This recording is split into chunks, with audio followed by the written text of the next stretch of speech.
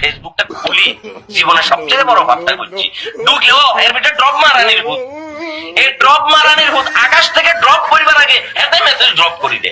তো actually two be honest, আমি কিন্তু খুবই ব্যস্ত মানুষ, এজন্য ইচ্ছা থাকা সত্ত্বেও সব ইস্যুতে ইন্টারাপ্ট করার স্কোপ আমার হাতে থাকে না। এক করোনার সময় আঙ্গুর জীবন এটা তছনছ করে দিছে আলম কাকা, আর করোনার পরে আঙ্গুর জীবন এটা তছনছ করে দিছে ড্রপ মারানির ভূত।